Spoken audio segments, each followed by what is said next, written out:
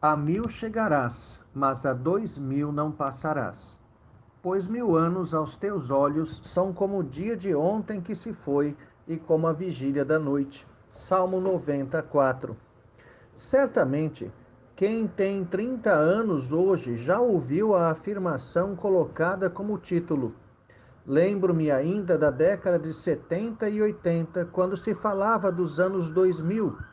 A ideia era, de fato, uma odisseia no espaço. Acreditava-se que haveria naves espaciais cruzando o espaço ou pranchas antigravitacionais como em De Volta para o Futuro.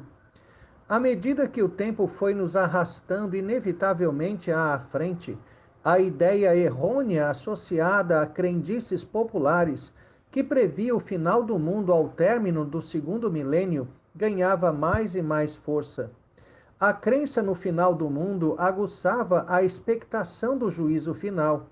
O tema foi explorado em várias produções hollywoodianas que mostravam o diabo encarnado entre os homens, mas sendo sempre derrotado no final por um herói humano e pecador.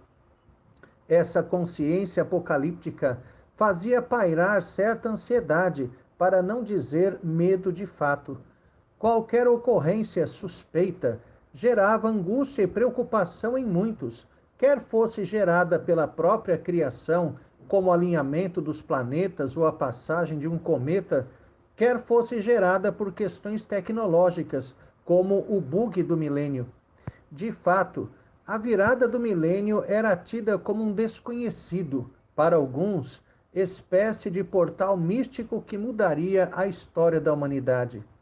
Também na década de 80 foi anunciada a chegada da nova era e seu Maitreya, reconhecido por muitos cristãos como o anticristo final das páginas bíblicas. Os adeptos desse movimento, que em si mesmo é um guarda-chuva de inúmeros paganismos, pregam que a era de peixes finalmente chegará ao fim, marcada pela dominação masculina, dando espaço à de Aquário, eminentemente feminina. Dessa forma, a vida como ela era nas décadas de 70 e 80 passou. O longínquo ano 2000, que estava em um futuro aparentemente tão longínquo, agora já se faz longínquo no passado. Porém, o que nos cabe questionar é se o mundo de fato não acabou. Certamente, do ponto de vista da existência, ele continua. Entretanto, é acertado dizer que o mundo, conforme vivido antes do ano 2000, realmente não existe mais. Os fatores listados acima são elementos que nos ajudam a compreender isso. A virada do milênio foi um fator de desencantamento do mundo. Essa expressão, utilizada por pensadores seculares como Max Weber e Bourdieu, denota a diminuição do misticismo como prática nas sociedades. Do ponto de vista das ciências humanas, isso inclui também a própria religião. É um forte braço da secularização. A mistificação do ano 2000 era um fator que contribuía para uma certa insegurança quanto ao poder oculto e incontrolável, que fazia do ser humano apenas um espectador apocalíptico daquilo que poderia acontecer. No entanto, o terceiro milênio chegou e nada aconteceu. Consequentemente, as ameaças de juízo final, não apenas as verdades das Escrituras, mas também aquelas desenvolvidas pela religiosidade popular, simplesmente passaram a ser vistas com total descrédito. Sem fim de mundo, não há juízo. Se não há juízo, não há a necessidade de prestar contas. Não existe condenação ou inferno. Deus existe? A modernidade, com toda a sua tecnologia, assumiu o posto de porto seguro para o ser humano em suas querelas e dificuldades.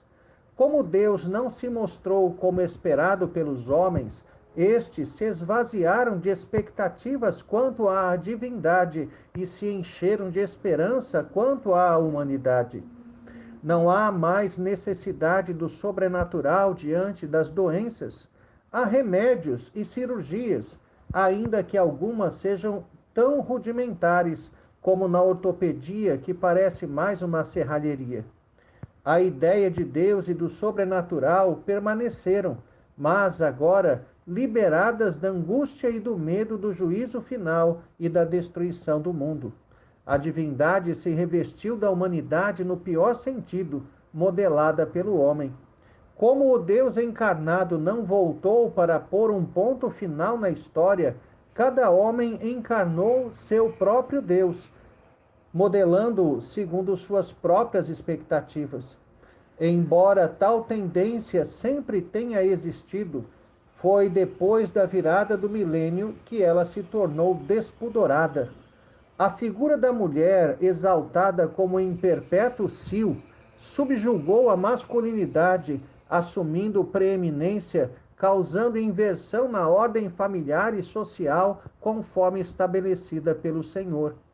A sensação para qualquer um, mesmo não crente, que não se deixou modelar pelas imposições ideológicas plantadas no final do milênio passado e que eclodiram irreversivelmente com a chegada do século XXI, é que seu mundo não existe mais.